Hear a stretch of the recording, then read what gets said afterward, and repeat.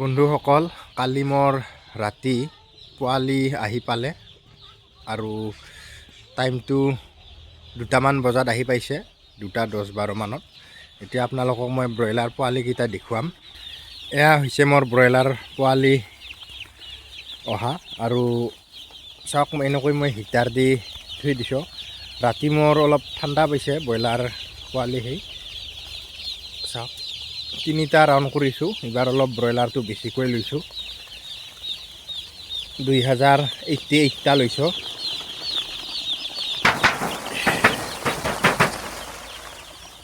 চাওক, বৰ্তমান heater on হৈ আছে আৰু মই বৰ্তমান ঔষধ একো দিয়া নাই। এতিয়া অলপ দেৰিকৈ দি দিম, অলপ গৰম পৰাৰ পিছত। আৰু মোৰ ৰাতি 7টা মৰিছে। মোৰ মৰাৰ কাৰণটো আপোনালোকক দেখুৱাই দিম, কিয় মৰিলে।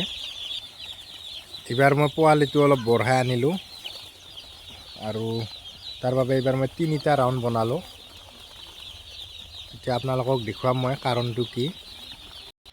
এয়া হৈছে মোৰ কাৰণটো ব্ৰইলাৰ মৰা। কাৰণ মোৰ ছাইডত মোৰ পলিথিন টনা নাই আৰু নটনাৰ কাৰণে অলপ ঠাণ্ডা পাইছে, যদিও হিটাৰৰ বলত মোৰ অলপ কমকৈ মৰিলে। চাওক, ইয়াত মই কোনো ছাইডত বেৰা বৰ্তমান টনা নাই। যিহেতু মই ফাৰ্মখন ডাঙৰ কৰিলোঁ আৰু বহল কৰিলোঁ, অলপ আগত কৰি অলপ হাইটটো বনালোঁ, তাৰ বাবে চব নিমিলা হৈ গৈছে, নতুনকৈ টানিব লগা হৈছে। চাওক, আজিৰ ভিডিঅ'টো কেনেকুৱা লাগিছে আপোনালোকে কমেণ্ট কৰি জনাব। যদি মোৰ ভিডিঅ' আপোনালোকে নতুনকৈ চাই আছে, তেনেহ'লে মোৰ চেনেলটো ছাবস্ক্ৰাইব কৰি ল'ব, যাতে এনেকুৱা ধৰণৰ ভিডিঅ' আপোনালোকে পাই থাকে। আজিলৈ এইখিনিয়ে।